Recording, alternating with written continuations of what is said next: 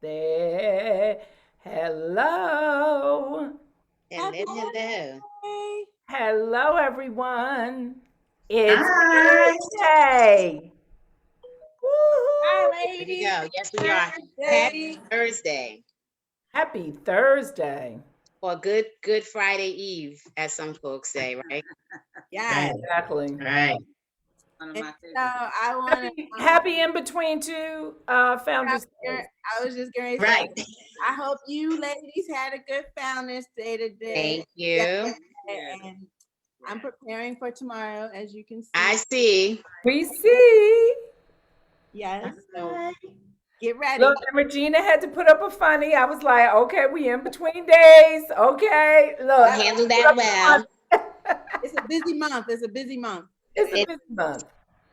Anyway, I hope everyone had a great week and we are back again. I am Cara Dunstan and I'm going to introduce one of our special guests for the evening Awesome. before the other ladies introduce themselves. We have another one of our Poly classmates, Baltimore Polytechnic Institute class of 1986, Cecilia Horton. And so she's joining us tonight and we will talk with her later about her business, but we are thankful that she's here joining us for our discussion tonight. And our discussion topic for the evening is advice that your mother gave you or that you gleaned from your mother and how it shaped you. So let's go. Bernita, you want to introduce yourself? Okay. Hi, I'm Benita Bellamy, and once again, I'm so grateful to be here with my good girlfriends. Hey, Benita. Hi. Eva. I'm Marcia Penn, Marcy. So grateful to be here as well with some wonderful sister friends. So welcome everyone. Hey, Marcia. Marcy. I'll go next. Yeah, you have to go last. So Regina. Right. I'm like, I'll go next. Yeah.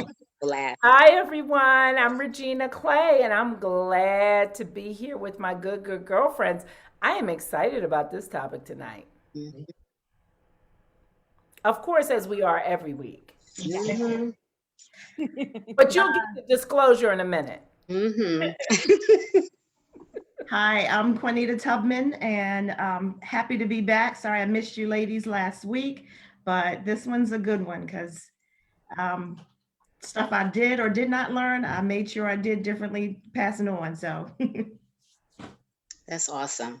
Hey everyone, I'm Jeanette Harris. I'm so happy that you're back with us in our virtual living room.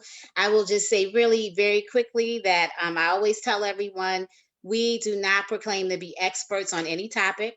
We're just good girlfriends coming together, kicking it, loving on each other, sharing information and our experiences, hoping that it blesses someone else and helps you grow and that we help each other grow. So welcome. I can't wait to jump into tonight's topic. Thank you guys for joining us.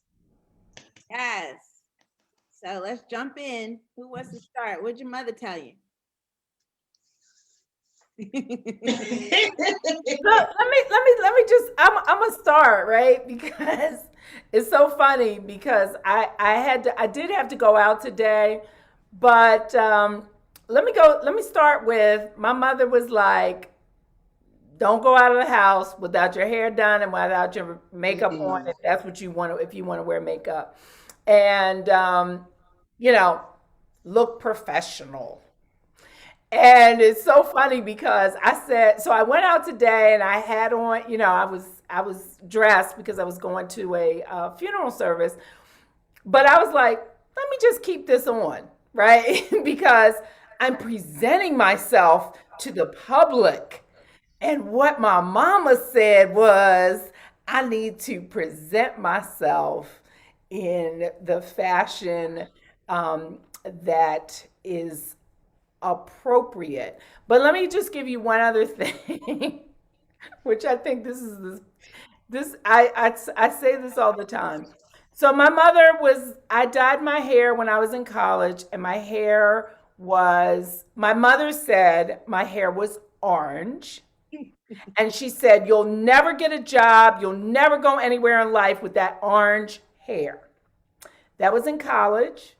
I've been out of college for quite some time, and I never dyed my hair again until about 5 years ago. I got freed from it. But I mean, it's just some of those little things because my mom said that and I took it to heart. Now, I know that that's not what I know that she didn't really mean that, but that is how my mother was, is she was very direct in her language. But also the most loving person. I mean, she is my best friend. She is my rock. She's everything to me. And in spite of the times, all the mishaps that I've had in my life, my mother has never not been there for me.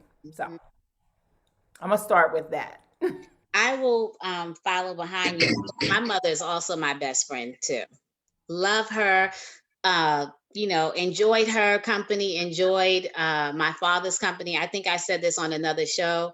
When I was younger, like when I was in college, I would say, when I graduate, I'm gonna come back home and, stay with y'all. It's fun hanging out with you guys. Of course, that didn't happen. God had a different plan. Life took a different turn. But my mother, the same, Regina, my mother has always been my best friend. And so anything that she says, I've always held in high esteem. Now, there's some stuff she says, and I'm like, oh, Lord. But when I thought about this topic and what I would share, I thought about it in stages of life. So I'll start with one thing that she said to me as a, little person, and, young adult, whatever. She said to me, Jeanette, I can remember her saying this to me as a child. You're not better than anyone else, but no one else is better than you either. Right? So when any room that you walk into, you belong there just like anyone else, right? And so that stuck with me. Like that has always shaped my movement and my perception.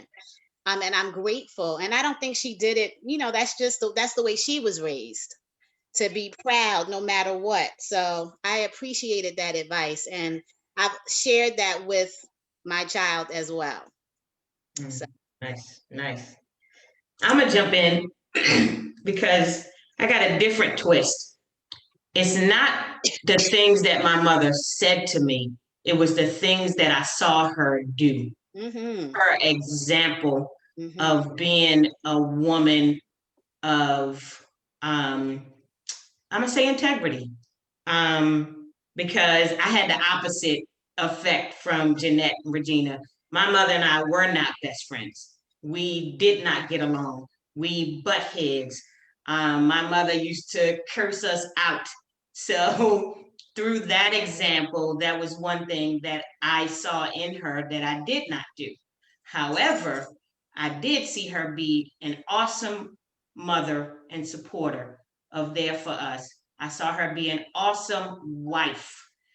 I saw what it meant to be a wife, even in the midst of not having the best, romantic marriage or, just going through life. But I saw her dig into the trenches and be that support group for us. She was a stay-at-home mom for a long time, and she took care of us. She made sure we had our lunches were always packed.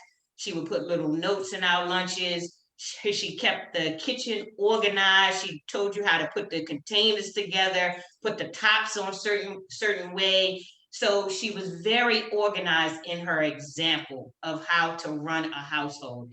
And that spoke more volume to me than what she ever said to me, because I had to defeat all of the stuff, the negative stuff that she may have spoken. And like we said, our moms only did the best that they knew how to do. But I let her walk be a louder volume to me than her talk. So I'm grateful for that. I'll follow up with that because to Bernita's point, well, early on, I think of things like basic stuff my mother's like when we went to school. I told you not to get some credit cards and run the credit cards up. Okay, so you can still hear that. Or she'll say, Mars, half the stuff I told you, you don't even remember anyhow. So, and that part is true too. Yeah. I did tell you about those boys. Don't go over those boys' house, because if something happens to you and you in somebody's house and nobody knows where you are, you're not going to be able to get up out of there. So, I said, well, did I heed your word, Mom? We're not going to even talk about it. So those were some practical things. But to the other point, I thought about this, and it really was the character of my mother. And she was definitely the disciplinarian, but not a screamer and holler. She was a disciplinarian. My dad was out of the house. He was a policeman. He worked, and he often worked two jobs. I mean, my dad is always gigging. He's always working. Even now, if it wasn't for COVID, he would be out with his jazz group playing somewhere, some gig, playing that sax and that flute. So she was definitely the disciplinarian. But it was really like watching my mother. Like, she didn't have to tell us a particular way to look and dress, because my mother was always put together. She used to sew. So I have a younger sister. She sewed our clothes. Sometimes we had matching outfits. So it was never look this way. We always looked a particular way because that's how we were brought up. Her mother, who was a sharp lady, my mom was a sharp lady. So I took from that. And my mother also is a very no nonsense. She has great common sense. She's very practical. She don't have to say a lot. She's not telling you a whole bunch of times. You make a decision. Like, even I got pregnant later in life. My mother's like, I ain't had a baby and I can't tell you. She's like, I can't tell you what to do. I haven't had a baby. I haven't raised a baby. You got a problem. You need to call the doctor. My mother's right. We're like E.F. Hutton. When E.F. Hutton speaks, you listen. She's not going to keep telling you. And she's very even today, she's like, it seems to me. And when she said it seems to me, it really should seem that way. And it's just that practical and that basic for her. So for me, it really was about watching the character of the woman, always having our back, always being there for us, always supporting us, allowing us to make our own decisions, good, bad, or indifferent. And when they didn't work out, as you know, they often will not, she was still there and still had our back. And so I watch her as the kind of woman she is. She's a gracious woman. She's very loving and very giving. She's not the jokester in the family. If Jeanette knows my people, so she knows Papa. So the jokester is on that side. You don't have a lot of joke for you. She's a good laugh, but don't really mess with her. So, so I watch the character and the person that she is. And I think those are really where my lessons came in. Well, it is so very true that our moms did what they were taught or what they learned.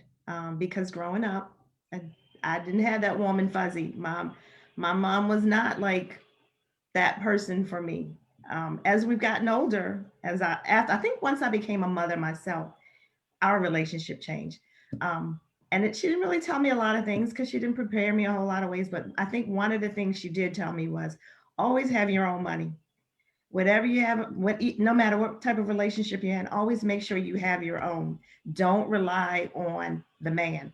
And the irony of that is my dad has always paid my dad has, to this day, mortgage, car notes, um, maintenance, everything. My mother's money was to take us on vacations, give us the fun stuff, put furniture, whatever. But that was her thing. Have your own, and he ain't got to know about it. But I am thankful that as we've gotten older, that I've gotten closer and developed a better relationship. But my daughter and I, best of friends. I told her everything. I told her so much that she has surpassed us. None of us here have done some of the things they've done at 24. So I think I prepared her really well. Well, I'll jump in and say that when I thought about this topic this week, I thought about some of the practical things that my mother has taught me, and some of them were similar to what Q was talking about.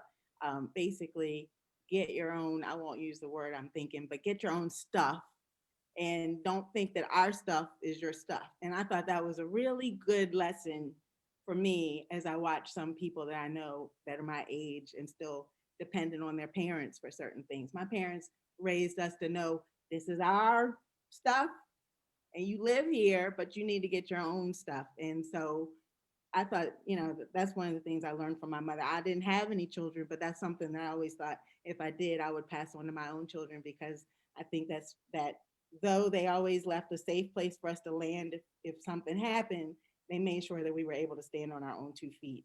And I thought that was and I think that came possibly from my mother not having a mother. My mother's mother died when she was 9 years old, so she always had to take care of herself and her siblings. So I think that that was passed on to me, and good or bad, it's worked for me as far as being able to be more self-sufficient than I might have been if, they had made it like, oh, feel free to stay here your whole life and live. I have the personality where I'd be like, okay, I'll stay here. I'll stay where it's comfortable. But knowing that I had to take care of myself and be out there my whole life, basically, I got that message from her and my father. And every time I thought about things, most of them were both parents reinforcing them, but they were a lot of practical things like that. Get your own stuff, make your own way, basically, and don't take our success as your success. Make your own way in life. And also another practical thing that they taught me was that I learned from my mother was the importance of real estate. I remember from being young, her saying to me, there are a couple of things that they will never make, we will never get more of. And that's land. Well, that's the thing. There's not going to be more land. So there's a premium on land. And if you can own land, that's a great thing. And also people will always need a place to live. So real estate will always have a great benefit because people are always there are certain things that people will always need, and a home is one of them. So I took those practical lessons and helped to build, like I said, whatever little bit of anything that I've had has been based on the fact that I listened to the lessons from my mother about houses and real estate and land. And I still value those things because I don't think I would have if I hadn't learned those lessons from my mother. So that's a couple of the practical things. On the other side, people have said that they call me Little Patty after my mother, because I guess I have some of her personality traits. And also, I like to believe it's because Little Patty or Big Patty is fly, and I just take it that they're saying Yes, she that I'm is. fly like Big Patty. That's how I take it. But Yes, she anyway, is. so yeah. But I Yes, will she is. say that as far as my mother, I think she has really great style. So if I've learned anything, I try to keep it kind of cute like my mother. I'm not at her level, but I try. So she's been a great example of that for me throughout my life. So Yeah. And I like what Jeanette said, because now that I'm hearing everybody talk, I like the different stages of hmm what you remember in your relationship with your mom. And Marcia, you had me remember, yes, that was one of them. One of the practical things now that I'm smaller was don't you get no gifts from no little boys. Don't you take no gifts from no little boys. You don't know what they mean. You don't know what they have behind there. Same thing. Don't you go in nobody's house. Ooh, you don't know where you're gonna go and all that. So I do remember that one. Um, but one I do want to, I'm gonna jump all the way to college. I remember from Poly, that was the hardest 4 years of my life. And I was done with school. I was like, I ain't going no more school. I ain't going no college. I ain't going nowhere. I was gonna go into service. And she was like, you ain't going to no service. You getting your butt into some college. You are going to school. And that, I remember her saying that because I fought her tooth and nail. I was like, I'm not going to school. I am going to in the service, and I'm done with school. Polly was kick my tail, and I don't want to do it no more. I'm so grateful that I listened. She got me into school. I think school started what, like in August. You had to be in on campus by August. We applied like in July. She was like, "You going to school, and I'm going to find somebody to get you into school, and I'm gonna get you a scholarship." And I'm grateful that I listened because that was the best 4 years of my life. And I don't think she told me that as far as like education wise. I thought what I got out of it is part of my growth and development and maturity. You got to be out there on your own. You got to know what it means to stand on your own 2 feet. And I'm not going to always be there for you. And you're going to have to know to develop your community. Find some people to help you through it and walk through it. And that's what I got out of college, period. It wasn't about education. Yes, I'm not knocking that. I got a great education. I did well, but the thing that I walk away with was learning how to stand on my own. I learned about credit. I learned about, that when them credit cards came and you had to pay them bills. I learned about that. I learned about buying my own groceries and cooking for myself and making sure that I register for my own classes and, stuff like that. I learned a lot. So I'm grateful that, she kicked my butt. She kicked me up out of there and said, you going to school. So I do remember that one. And then, now in my relationship, my mother gave her life to Christ. Well, she knew she had a spiritual background, but it wasn't big into the church and everything like that. But she gave her life back to Christ at a late age. I think she may have been maybe in her 50s or 60s. And now for the last 30 years of her life, I see a woman of true God. I'm sorry. She has shown me what it means to rely on God at a late age. And that's such a blessing because it has made us now, like we said, being able to have that best friend that can talk to, always had a generous heart, always giving. She always gave, always, made sure that the neighbors come on over to eat. Our house was the house of the neighborhood. Everybody wanted to come and be at our house to play and all of that kind of stuff. So her house was always open and her heart always gave. I mean, if you know my mom, she has an organized book of cards for each month. She knows everybody's birthdays. She gives you a Valentine's Day card. She gives you a Thanksgiving card. She gives you an anniversary card. You will never not have a card from my mother. And that's such a blessing. And then the ministries that she took under her church, ushering and of the sick and shut-in ministry. And it's just to see the woman of God that she has come through all of her trials and tribulations. That's the other example of character. I've seen her come through some hard times, some stuff that's just was hard stuff. And she came through it like I said, trusting and walking in her faith with God. And I'm really grateful to see the woman of God that she is today. And she's, Ma, you watching? I love you. You've done some great things. So I'm gonna jump back in. But I got to dry my tears. I got to Right. myself. I was gonna say, like Bernita, my mom, she used to like cuss and fuss a lot. And I swore I'd never be like that. And so to this day, I do cuss a little, but not as much. And I never really cussed at my children. And I don't drink because of the same reason. My mom really, when my dad left, that really did something to her. She loved my father, still in love with my dad. If anybody seen her Facebook page, you see what she posted this week. I'm like, why are you posting a picture when you got married to my father? Oh my Lord, that was like 15 something years ago. They've been divorced for 40 something years. She put her wedding picture on her Facebook page. But anyhow, but one thing that she did really teach me was that in your household, you make sure you pay for where you live. She like, people would feed you, but when you put out in the street, everybody know you're out in the street. When your stuff's sitting on the side, everybody know you ain't pay your rent. You could be in a house in the dark, you could be in a house with no food, but nobody would know that. So it's almost like she taught me to be independent. And I took it one step further because I don't want to be in a house in the dark. I don't about nobody else. So, when I had my kids and we went through rough times when their father left, 3 things was paid: the phone bill, the lights, and the rent, wherever we lived at, and now the mortgage. And like she was true, like people would feed you. I would go to her house one night for dinner, my grandmother's house one night for dinner, my aunt's house one night for dinner. I mean, the whole family. So people fed us and sometimes send us home with groceries. But,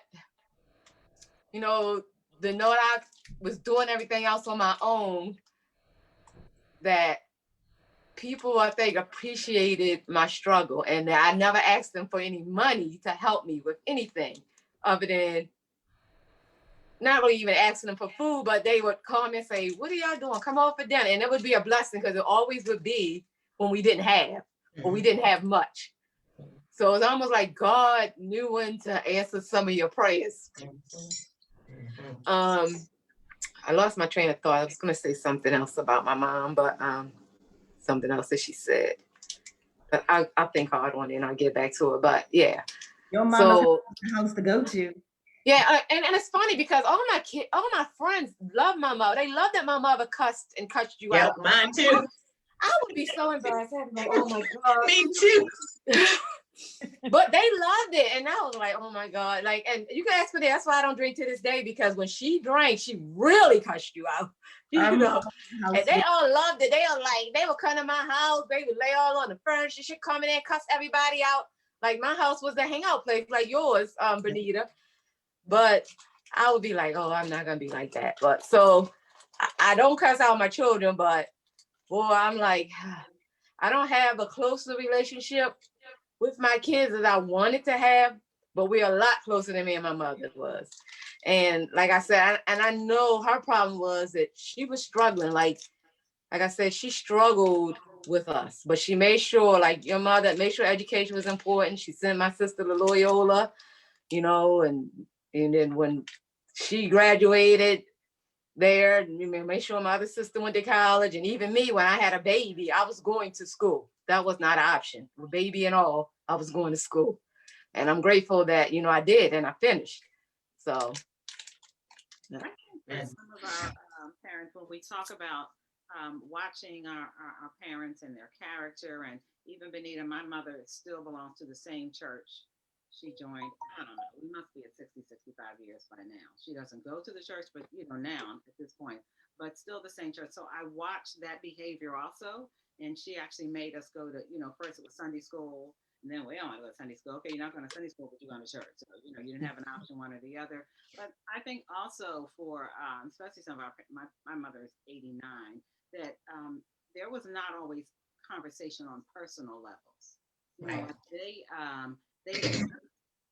So you may have seen the struggle or you may not, but they worked, they fed us, we had decent lives, they ensured that we were going to school, that we did the things we were supposed to do, they did the things they were supposed to do. And so to Jeanette's point about along the path, if you go sit and talk to your mom now, or you talk to her 5 years, or again, I talked to her when I was pregnant and talked to her as a woman who said she's going, you need to call the doctor, don't call me, I haven't had a kid. Or, you talk now about their lives, and it's different because they didn't sit with us. I think we have different conversations like you're talking about your daughter and all the things that you shared with your daughter. And I try to be very open.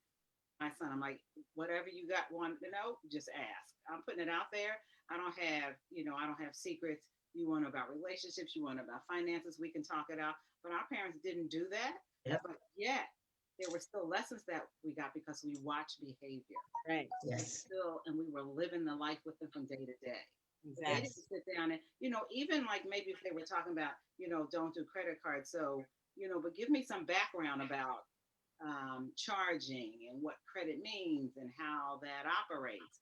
They knew to tell you the basics, and you believe them because it was real and true, and that was your parent. And you watch them manage and raise us, and and have good lives. So, but in terms of the conversation levels, they weren't there. They weren't letting us in on day to day, good, bad, or indifferent. Right. Because we could be. Go ahead, Regina. Well, I was just going to say, Marcia, you mentioned a word that I was actually going to bring up, and that's secrets, right? Yes. Because secrets actually kept me personally, I'm just talking about me, they kept me sick, right? In my own way, right?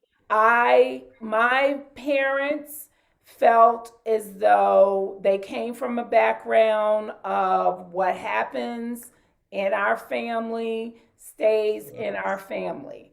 And you don't need to talk to anybody else about it. We got it. We got you. But talking about different stages, but my parents, I mean, I'm not saying drugs weren't around. They weren't exposed. I mean, they probably weren't exposed to what I was exposed to, just as we're not, just as our kids are exposed to things that we weren't exposed to, right? So the whole secrets piece of it for me was something that that kept me sick, but I didn't even know it though, because I just did it, right? Because I was like, this is what my mom said we got to do. We can't talk about it. We can't go outside of it. And I don't it's not a blame situation. It's just an awareness situation for me. I became aware that it was those things that kept me from being from being all that I can be, or all that I am now, right? And that's why I started off with, my mom is my best friend, and I still look for my mom's I always still look for my mom's acceptance and affirmation and all of those kinds of things. But I also have been freed from, the secrets. I think I talked about this on the first show when I wrote my book, Thriving with Our Scars. I talked about it. I talked about the fact that the book was published, and then I gave a copy to my mother. And she said, "Oh, you have to unpublish this." And I was like, "Mom, it's published and it's out there." And she was like, "Oh no, but you can't say that, and you can't say this." And I said, "Mom, it's part of my healing, and I have said it, and it's done."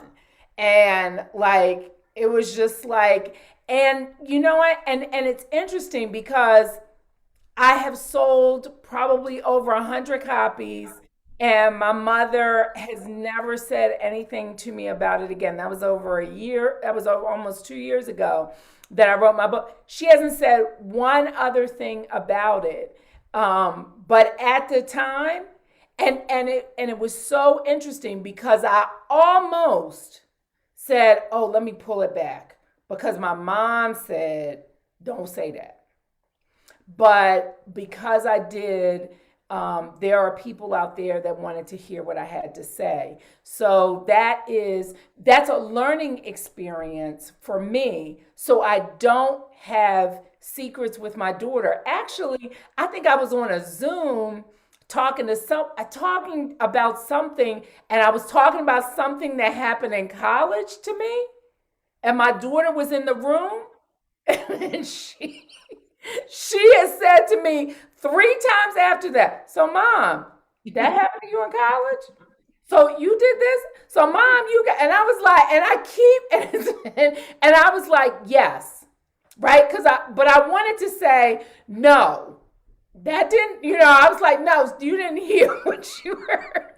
But I had to be honest with her because I don't want her to feel as though as I felt also. So, that's what I wanted to say. Marcy, you sparked right when you said secrets. I was like,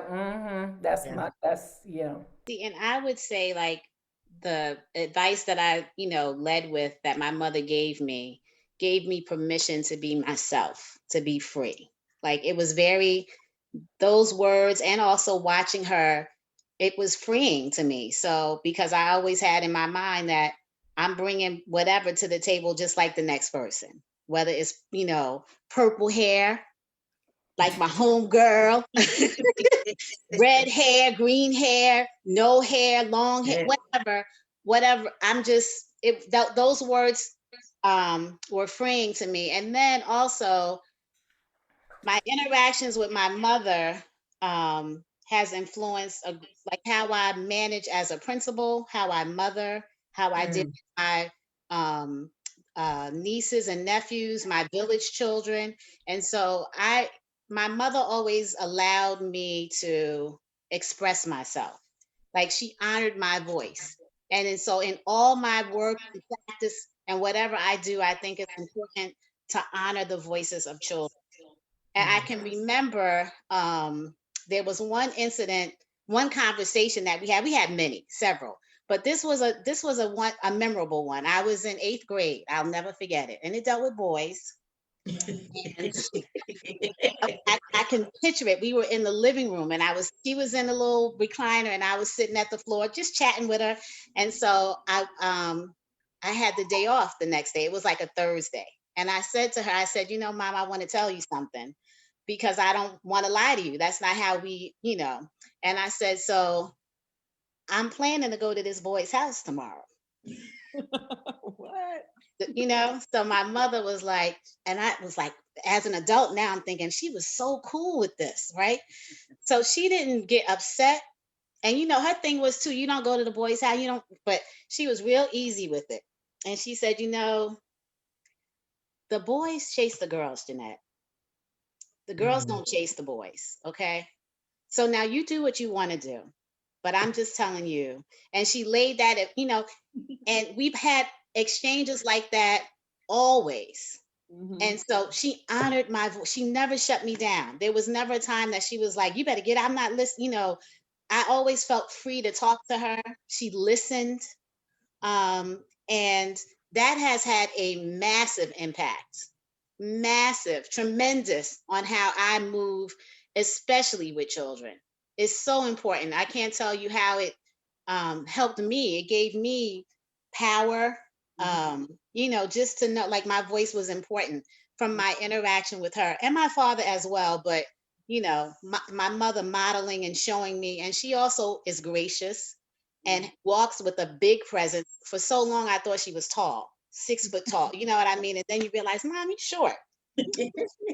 I mean, even her grandchildren are like, Grandma's really short. I always thought she was a bit, because she has such big presence. But her grace Yeah. is outstanding, and that has I think that I have been blessed tremendously by that and my interactions with her. So I think that that same with me. I think that one thing that my mother definitely gave me from childhood was a voice. Like that was really important. And we've talked about that on previous episodes, how having a voice, especially as a woman, as a, you know, at a young age, really empowered me throughout my life. And same thing.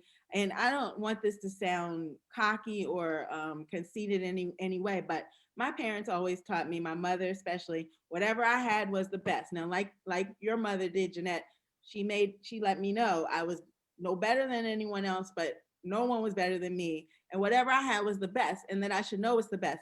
Whether it was or wasn't, it was the best for me, and that's how I live my life. And with that, it was very freeing in the fact that I never looked at what other people had and wanted it, envied anyone. I could live my life freely, knowing that's what's for me is for me. My girlfriends will tell you all the time that I always tell them what's for you is for you. Don't worry about it. What's for you is for you, because I learned that from childhood that, you know, what I have is the best. And I remember an example of it is I had a really good friend. We were childhood friends, and I had a coat, and her parents had a ton of money. She could have had anything she wanted, but she wanted this dumb coat because I had it. And she to this day talks about this coat. We're 50 some years old. She's still talking about this coat. And she was like, you had that pink coat. And I told my mother, I want that pink coat. Well, I never was like that as a child. If I wanted something, it was because I wanted it. And it also transferred through life. My mother always knew if I did something, it was not by anybody's peer pressure. I never succumbed to peer pressure, ever. Not in high school, not in college, not in life. And so she knew, because she had raised me that way, that she didn't have to worry about me. If I did something wrong, she knew I owned it, because it wasn't like somebody convinced me to do it. And I thought, you know, those are important things that I know I learned from what she taught me and what she instilled in me, that what you have is the best. And even to this day, I still think anything I have is the best. It might not be, I don't care where it came from, dollar store or Saks Fifth Avenue. If I have it, it's the best. And that's how I live my life. So, you know, and I know it's been like that my entire life. Like whatever we had was the best. And my husband says my family did a number on me, because he said, you think everything you have is the best. Yeah, I do. So he's like, even if it's not, you think it is. But yes, I do. I think it's the best. And he's like, and I'm okay with that. So, you never get disappointed when you know you have the best. Right, that's So- right. I think about my mother definitely listened. I would say she listened, but at the end of the day, it may not be your way. Because I remember one time when I said Yep. I was going to go around this guy's house, I was going to sit on his porch.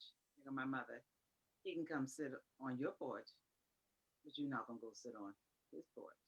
She might listen to your idea, but at the end of the day, he's like, it's not going down like that. Not, Yeah. So, and again, the consciousness of, about boys and the connection. And my father also was my father was a cop. So I think there was also that sense of, heightened, in school, she always talked about not going to school and getting that LSD and, don't get high on that stuff and don't drink the drinks at the party, and it's interesting because we tell the kids the same thing. You go to drink, you got a drink, you put it on the table, get a fresh drink, So she told us that same stuff too. She was concerned, especially because, I went to predominantly white school. So she was like, kids was jumping out of windows. And so I will say my mother, I remember one time my son said, Mom, how is my mom? He said, what school does she go to? I said, well, she didn't go to college. He's like, well, how is she so smart? And that's when he was younger. And I said, because, she has some phenomenal common sense and very actually thought she had gone to college. And that, that's how we also lived and raised. And that's all, the kids knew as well. But just from, so that to me also spoke to her, for my young son to say, so what college did my mom go to? Well, so how she know so much? She pays attention, she reads the paper, she reads books, she watches the news, so she is constantly paying attention. And we are the beneficiaries of that. I have to say about the teaching part, Jeanette, like you said, and I want to piggyback on Regina. That's also a great lesson to learn too, because I learned from secrecies too. And when you learn from traditions and things that just don't work for you, you know how to change it and kill it. And I call those generational curses. And you kill those generational curses so that they don't affect your children and their children and those children. So I've learned that lesson to be able to be bold enough to say, I'm not gonna pick that one up. That one, we gonna expose it, just like you said, Regina. No, we gonna expose the secrecy stuff because we know that that's not gonna work. It may work for y'all generation, but it ain't gonna work for this generation to come. So I'm grateful for those lessons as well, and and to be able to mature yourself, like you said, when you become a parent. You're able to mature yourself in those aspects to say, okay, that's the best y'all could have done, but how can I do better? So that was my attitude too, because for a long time, all of this stuff, like you said, Ronnie, all of this stuff, she used to call us all kinds of names, call us everything. And all I heard was, you mean, you this. And I was like, well, you know what? That's what I'm gonna be then. I'm gonna be exactly what y'all tell me. I'm gonna be, so you rebelled that way. And you learn from that too, that was poison for you. Like you said, Regina, that was not healthy for me. And I didn't learn that until I hit depression when I was 40, and I had to deal with those. I had to dig those things up and to realize, wait a minute, I'm taking on the stuff that they told me more than the good stuff. So to back on that, but also my mother was an awesome teacher, an awesome elementary school teacher, and I ventured out and ran my own daycare. She was my number one supporter. She got me my equipment. She got me the starter money. She gave me all of her lesson plans. She gave me all of her songs. Everything that she taught in elementary school, she gave it to me. And I'm so grateful. Even she humbled me. Another thing that my mother taught me is how to be so humbled.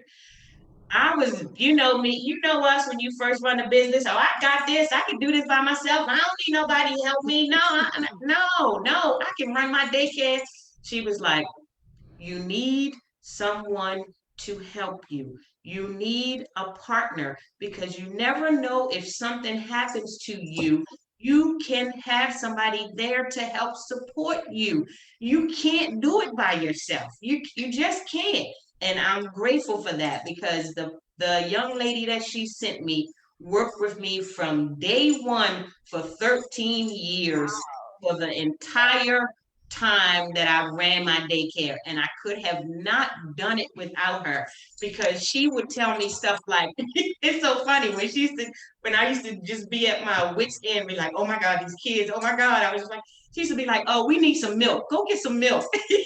She used to be like, we need milk for some cereal. Just go out. She wouldn't say nothing else. She would just be like, oh, go get some snacks. We need some more Cheez-Its or something. And I'd be like, oh, that's her way of telling me to go take a breath, go breathe. And I was so grateful for, not only my mother seeing that in me, but also giving me the best person me and my partner, she's like one of my best friends.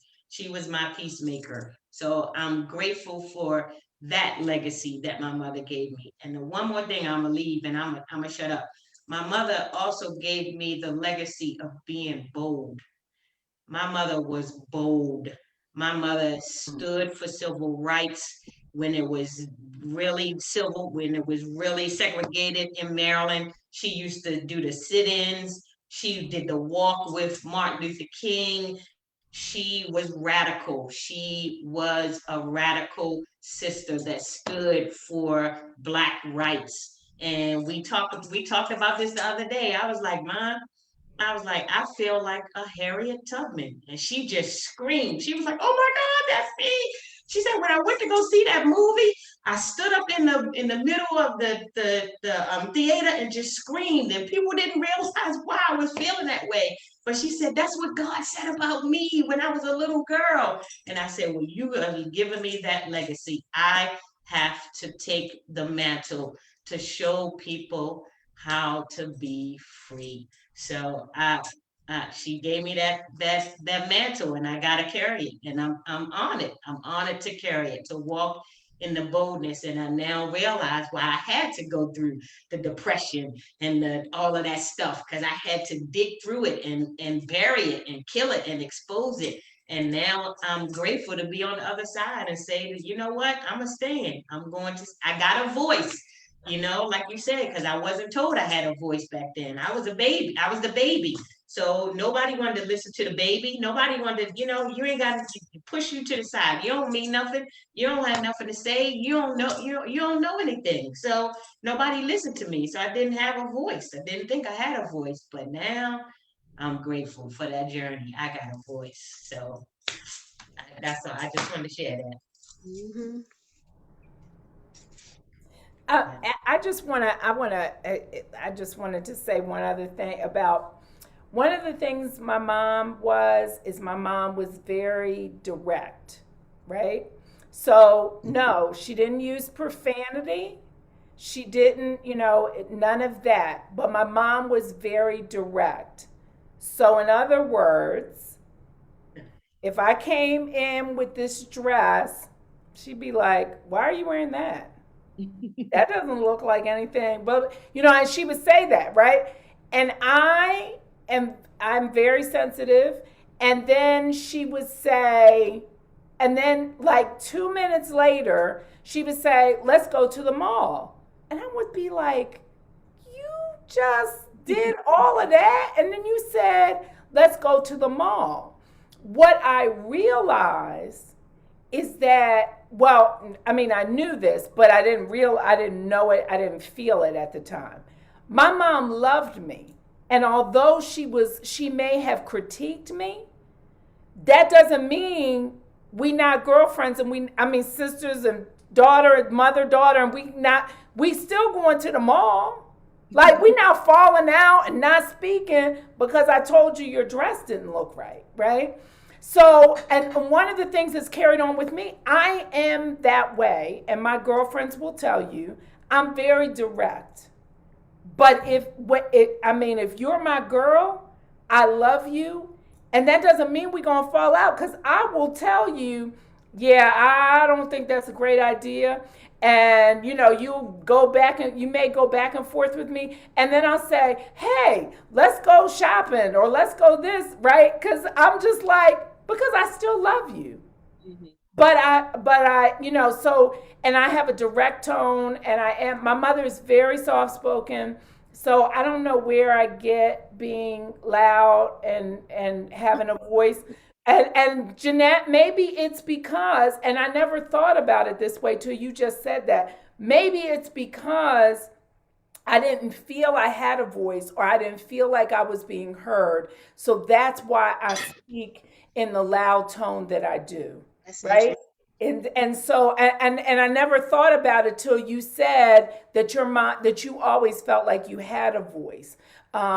So and it's not to say that I wasn't able to express myself to my mom, but maybe something, you know, something down there, you know, made me feel that way. So, you know, sometimes, and just one other thing about my mother and my grandmother.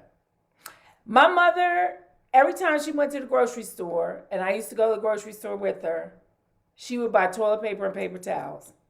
And I used to be like, Mom, well, like, we've got a ton of toilet paper and paper towels. My grandmother was the same way. I mean, she has stocks and stocks of toilet paper and paper towel. Well, let me just tell you something. When we first got in this pandemic, Regina Clay was not out of toilet paper and paper towels. I didn't have to run to nobody's store for no toilet paper and paper towels, because every time I go to the market, I buy toilet paper and paper towels, and I still do it today. That's hilarious. That's hilarious. That Oh, is hilarious. So I need to come to your house then, because I wasn't one of those. I only buy when we need it. Like when you get close to the last. Oh, no. You only had one child, so when you have a lot of kids, sometimes you buy extra just Yeah. in case. And then now the kids are not here. I still shop at Sam's for 2 people. And my sister be like, "Why you still shopping at Sam's?" I said, "Because I'm used to buying it like that. Even if it lasts me a little while longer, it lasts me a little while longer." So when the pandemic hit, I probably didn't have, I had toilet paper for months. I didn't run out of toilet paper till like July. Me too. Yeah, so, but Just a little thing that my mom, you know, like that's like a little, it's a little nothing. It's a little like, you think it's kind of silly, but like, I mean, it actually was pretty practical. It's Yeah. I would say also, one thing my mom did do with us, and I know I did with my children.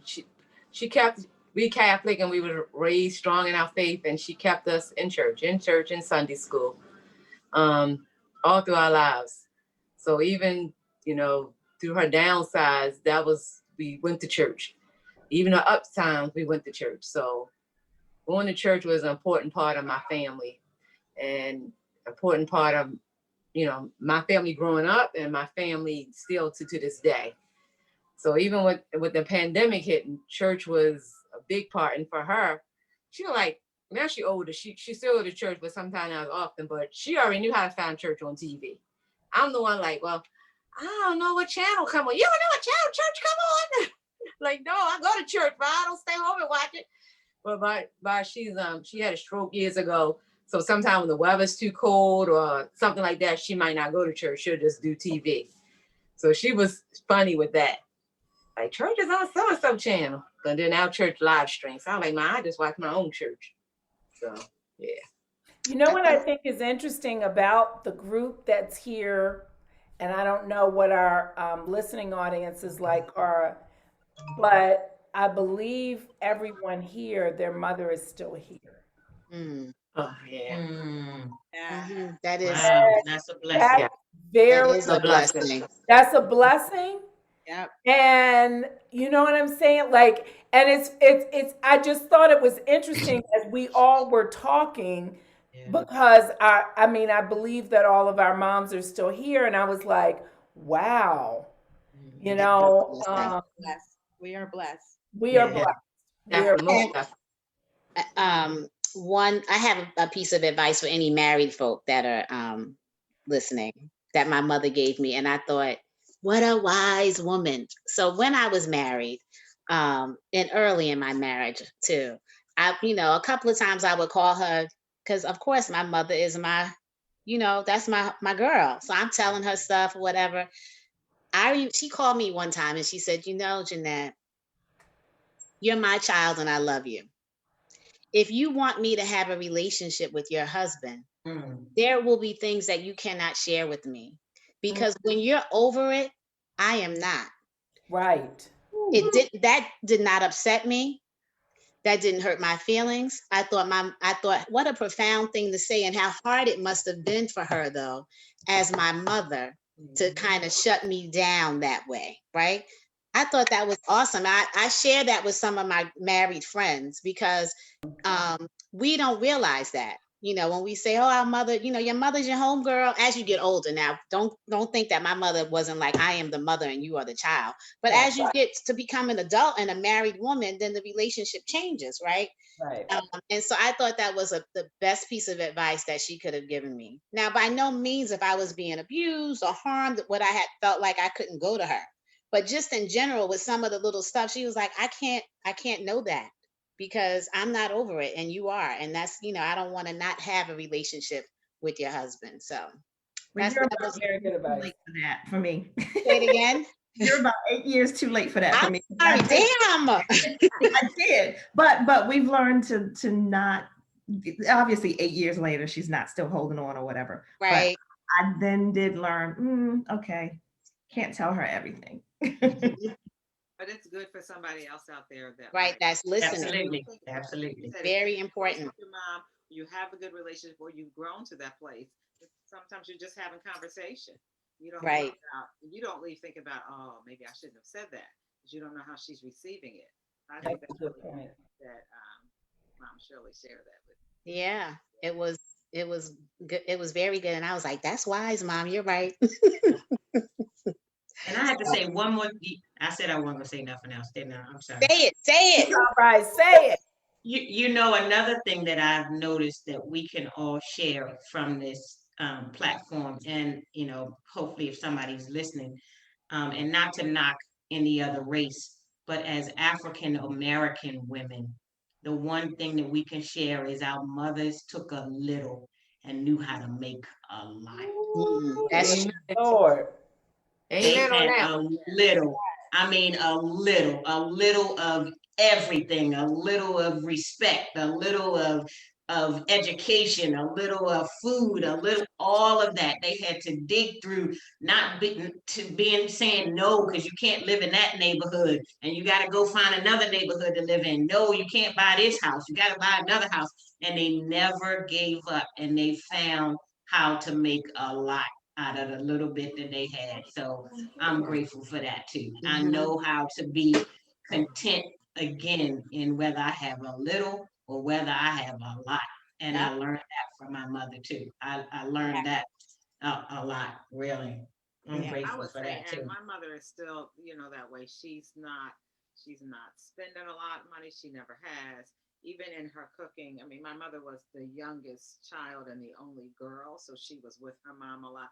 I think my mom's a phenomenal cook. Just at this point, she doesn't want to, and I'm not mad at her for not wanting to cook anymore after being 89, almost 90 years old. I'm like, man, so when she is like extra, extra happy. But even still, like I'll watch her take just meals, she makes a little this, a little that, and it's a whole meal. And I'm telling, so how'd you do all that?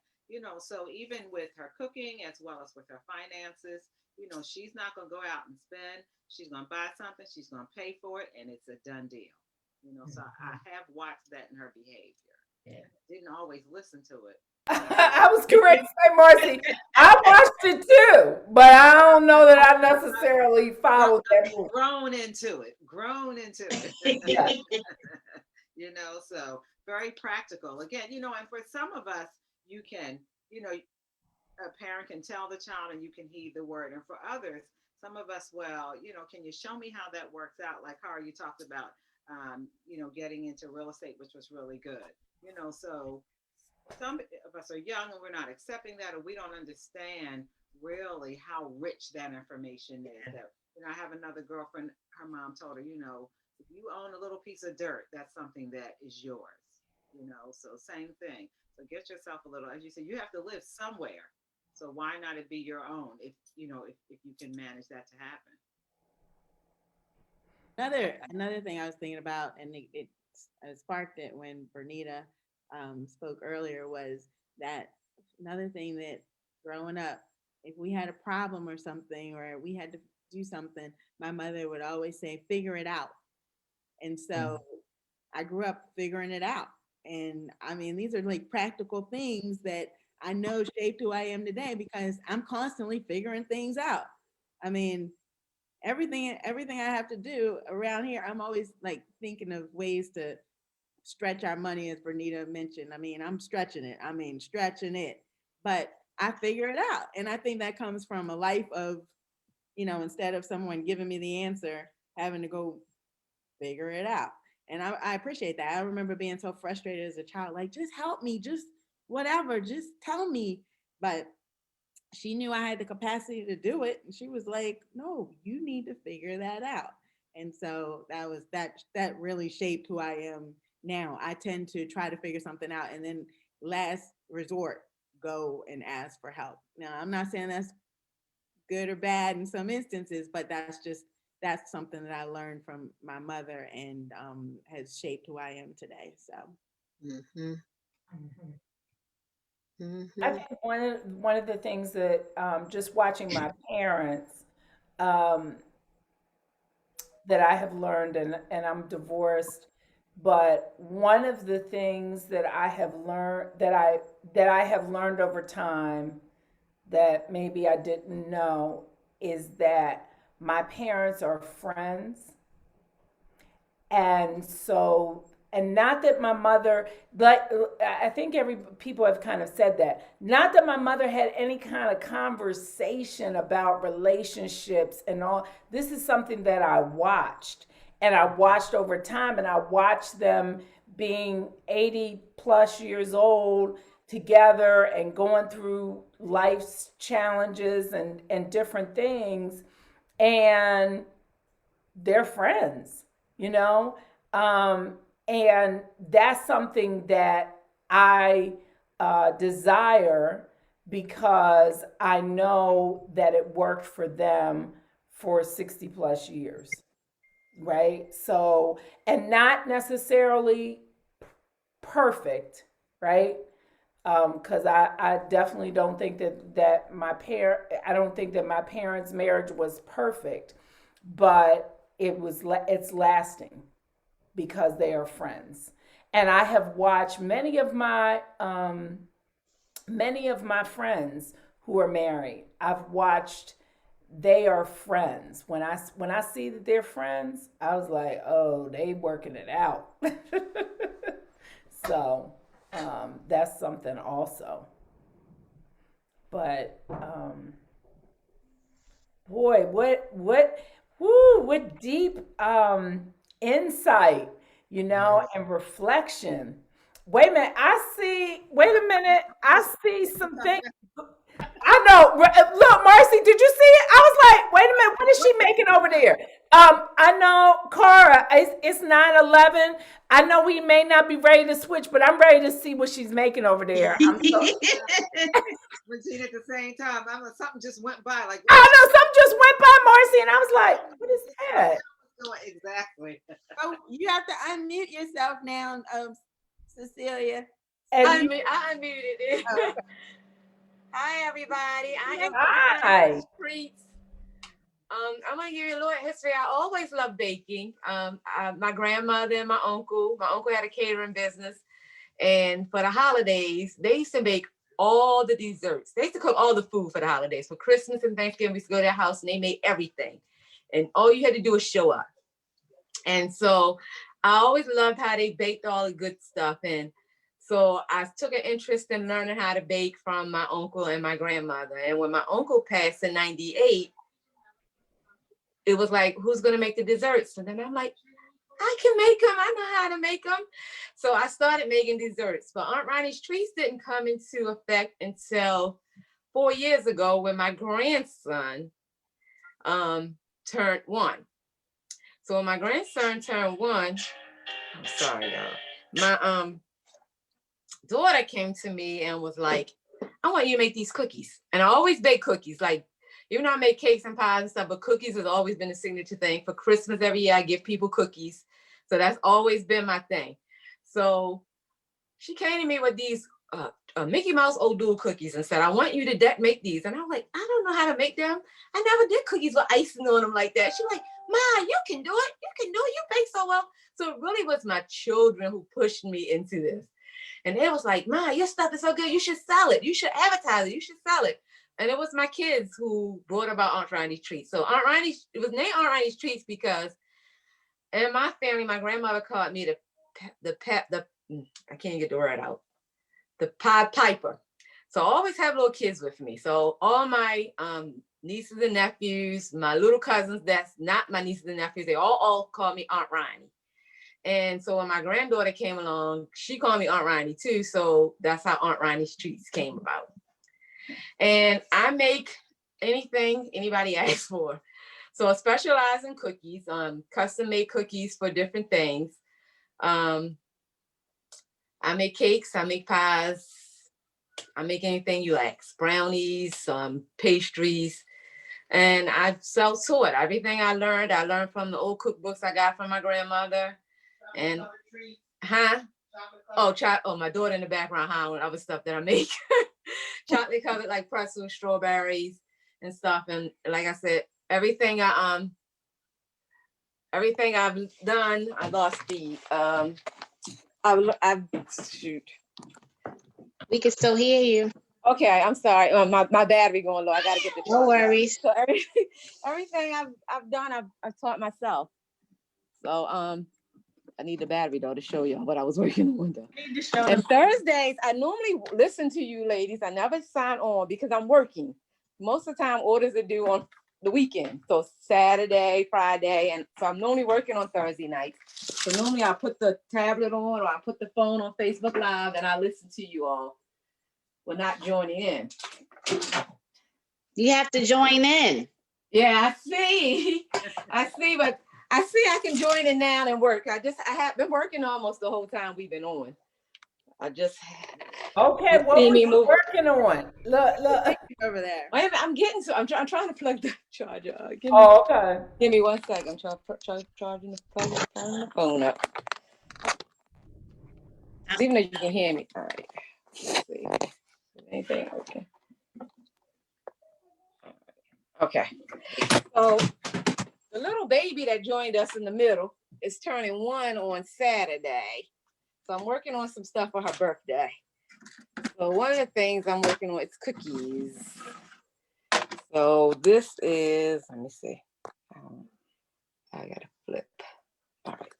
So these are the cookies I'm doing. Oh my goodness. Cute. Those are so cute. Oh, those are so cute. And then I have an order for somebody that's turning 18. They're not finished yet, but these are 18. Yep. And for her cupcakes, I haven't started on it. Can you bring me the cake? Bring me the cake top about the other one. Bring me that tray. Wow, they're beautiful. Thank you. Really are.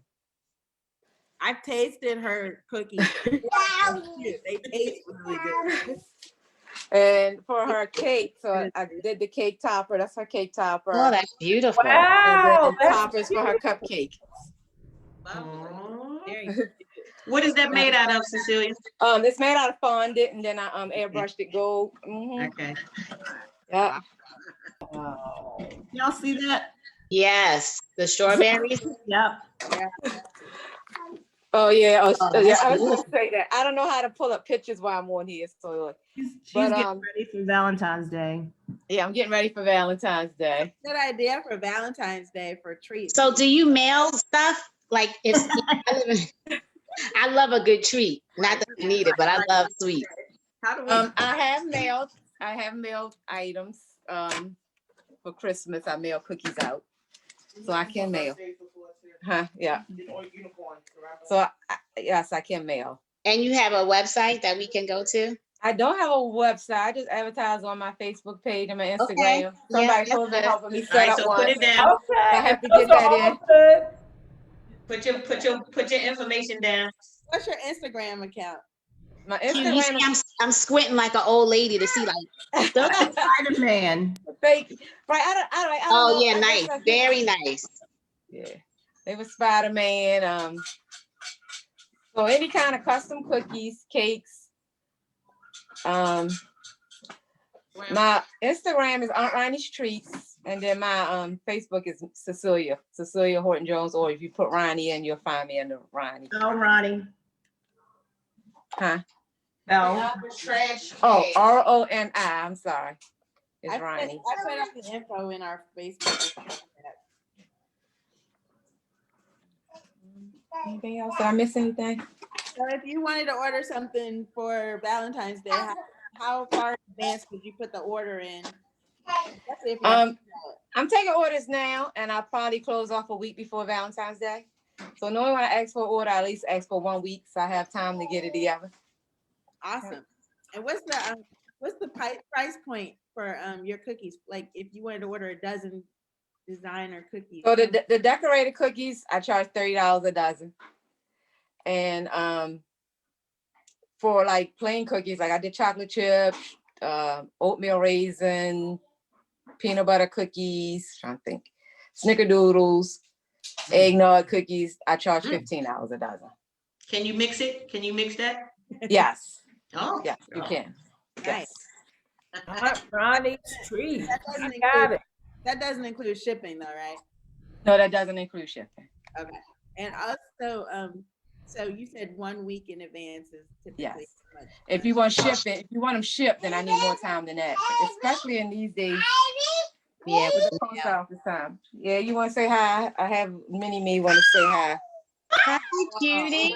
Adorable. Hey. Wow. Our Q is so excited. Well, that's awesome. Great. What about those cakes you make? I had some of that cake. Right. You had my 7-Up cake because I brought 7-Up cake to your house. And thanks to Kara, because Kara, for her birthday, was it your 50th birthday? It was one of your birthdays. You had cookies with your picture on it. Yes, and I kept worrying you. And you about was like, you need to get an and I went out and got me an edible printer. So I have an edible printer. Oh my Yes. God. Yes. So I can do print images on cookies and cakes too. Yeah. That's awesome. I was just starting off then. So she was like, you should get it. Look at this. Look at it. I was like, oh, that's a good idea. And I looked into it and I got an edible printer. That's So good. I didn't know you had that because I worried Yeah. stuff about that edible. I know I should have told you. I had that for like maybe 2 years now. Like, so I What? have grown so much, right? Wow. From my little beginnings of just doing the first Odoo cookie, I've acquired a whole lot. Yes. I take on my That's awesome. Yeah. Yeah. And listen, the way that you're smiling, it looks like you enjoy it. You must I enjoy do. it. 'Cause I you're smiling. do. I love baking. I like to see the joy on people's face when they see it, how pretty the item is, or even taste how good it is. So that brings me joy. So it started out to be a hobby, and it turned into a business. That's awesome. And that's amazing. That really is amazing that you have taken it into and I'm like Jeanette, like the smile on your face. Like she's not even like one of my girlfriends, she has a cake mix and I ordered the cake mix. Girl, that cake mix is sitting up there. I'm not doing nothing with it because it's stressful. It's stressful for me to cook some cake, bake some cakes and cookies and all of that. That's why I need an Aunt Ronnie's Treats.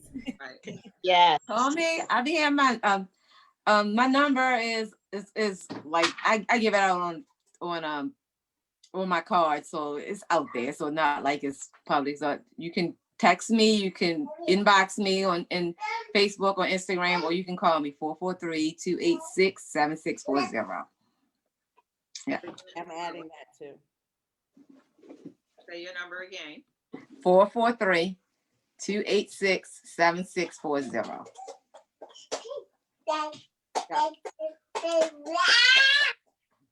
Well, thank you so much for sharing that. That was Well, thank y'all for having me. I really enjoy you all ladies. yeah. I learned already that I'll be calling you for those edible printer picture cookies that I've been dying to make.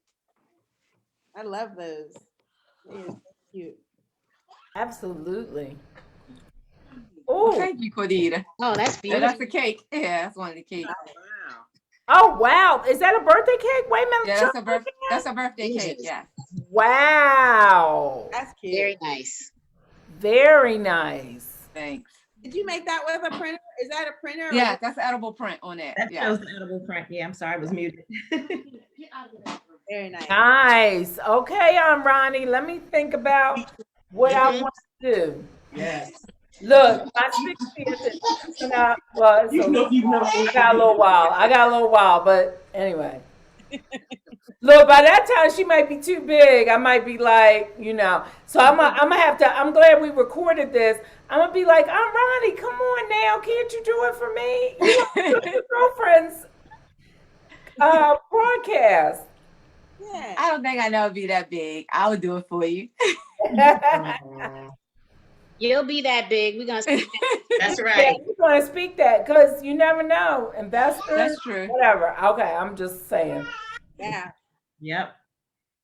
Yeah, because I'm gonna tell you. I will tell you this, Aunt Ronnie. The girlfriend that I was talking about, she bakes also, and she developed a cake mix that basically she got people to invest in, and now she's ready for it to go on market In the shelves. stores. Oh wow. That's So awesome. it can happen for you. It Right. absolutely can happen for you. I believe it. And I mean, just yesterday, this isn't the same industry, but just yesterday, Regina sent me an opportunity that I forwarded to my niece. It was for natural beauty products, and my niece started a natural beauty care line. And they're, it's a contest to win a pitch contest to win $100,000. And I mean, there's money out there. You just have to go Yep. for it. And and I appreciate that our girlfriends we share like that. I had Absolutely.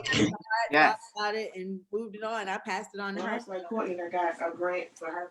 Right, because and you know what? That I'm glad you brought that up, Cara, because that is what the Good Girlfriends is about. Because why should I hold on to something? I don't do skincare. I don't do my own product of skincare. I don't do my own hair care product. So I need to pass that on to somebody else that can can avail themselves of that opportunity. Exactly. So there are opportunities out there. We just have to be cognizant of them and share them amongst each other so that we can grow our businesses.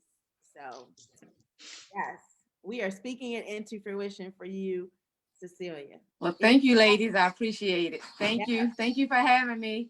Thank you for coming. Love you. Blessings, blessings.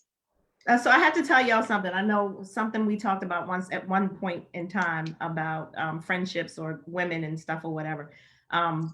Cecilia, yes, we graduated high school together, but she and I became friends 9th grade. And we have been friends continually since 1982. No gaps, no breakups, no arguments, well, disagreements, but no major arguments, no a year off from each other. None of that. And I'm like the aunt, second mama to all her kids, all the grandkids. And she is one of two people.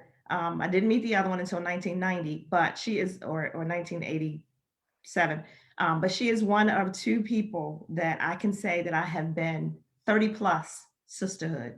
And I can attest to her ups and downs and her greatness. And yeah, I was going to order something at one point. She was like, I'm okay. The business is good. I was like, okay. I said, I'm happy for you. So that is beautiful. yeah. Yeah. Well, that I'll close on this about my own mother. I know that when I was in middle school, I went to an all girls female private school, and it was my mother's decision to leave that environment and go to a co-ed school, which is how I landed at Poly, which was one of the best decisions that she ever made for me in my life. So thankful for that from my mother, really having her finger on the pulse for my education and sacrificing for it, because it cost her more money for me to go to a Poly because we were Columbia residents and we had to move or have two residences, one in Baltimore and one in Columbia. So that cost her more money than it cost her to send me to private school. So thankful for the investment that she made in me. And because of that, I know half of the women on this call tonight are from my high school class. And I too met Cecilia in 1982. We were in the same homeroom. Yes. We stayed friends. I'm not as close to Cecilia as Q, but we have remained friends throughout the entire time as well. So Yes. thankful for that. And I'm Wait a thankful. minute, Cecilia, no, but we got a beat. That's right, Cecilia. We got your beat. Elementary school. We went to elementary school together. Yeah. Yeah. Yeah. And same thing. We weren't the closest, but we always respected each other. And Yeah. we always came together in the same type of Hey, cliques. Benita, I'm gonna tell you this. I remember you had I think we must have been 10. You had a birthday party. And I could not go, boy. I know I was on the phone with whoever. You know, back you call everybody, what y'all doing? And everybody at the party but me, and I'm home crying like, oh no, why my mama wouldn't let me go to the birthday party. Yes, yes. Grateful for the connections. I really am. I am. And like you said, I want to end on, my mom now is in the position of being able to receive from her daughters. Not only being able to receive as far as financial, but from the wisdom that we can now share with her. So I'm grateful for that relationship as well. We talk a lot about spiritual things, and she always says, Benita, you teach me something more than I could ever think about what I've taught you. And, I'm proud of you. And she also lives with my sister. So, she's receiving all that she sowed into us. She has an open heart to now receive back what we want to bless her with. So I'm grateful for that relationship now too. That is awesome. Beautiful. Let me tell you, as we close again, look, as they say in church, as we close one more time, one of the major lessons my mother taught me is exactly what we're doing now. My mother had some major good girlfriends. She had this club and that club and this club and all these people that were really, really good girlfriends. My mother was not in a sorority. She had one sister who was very different from her. You in my house. You in our house, Regina. That's my Right. house. That's my Yeah, mother's story. and so, but my mother, one thing she had is some good girlfriends. My mother And that's what I've learned from her. My mother didn't have a lot of girlfriends. She was very serious about a friend. So you didn't want to cross her or do her wrong, because she's gonna let you go. She's not for a lot of sugar mugger. Uh-huh. Not at all. So, but a good friend to have. My mother's very disciplined in the things that, she's done, that she did. My mother started playing tennis around 40, 45 years old and played until she was almost 70.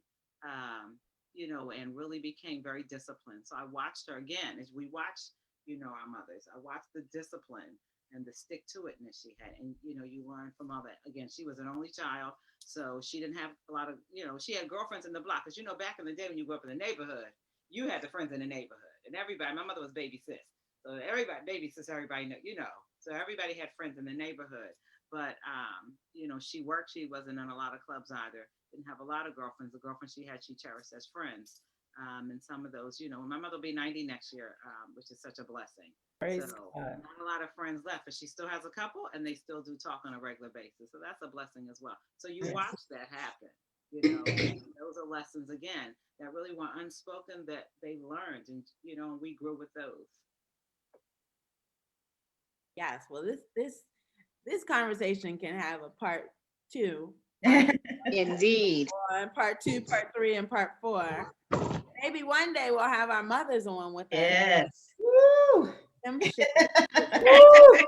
mother's watching, so I'm trying to get her to come on. Maybe one week she'll come on here and share some of her wisdom and some of her experiences, because as we talk, I think about some of the things she shared with me about growing up and some of her girlfriends. So it'd be great to hear about their experiences, how they might have been different than ours, but we'll see. We're still working on them to come on. But for now, I'm just thankful that my good girlfriends have joined me this evening. And I just love you all. And this was a great conversation. As usual. Absolutely, it was. And as we always say, we hope that someone out listening will be blessed by this discussion. And we always are looking for people to join us, to join in the discussion. So feel free. We haven't picked our topic for next week. We'll talk about that and get it out there to you all. But we would love people to join in the discussion. And thank you all so much. Any parting words before we turn Thank off? you, Car, for the beautiful collage. Oh Yeah. yeah, it was The nice. It months. was. It was a beautiful, beautiful It was. collage.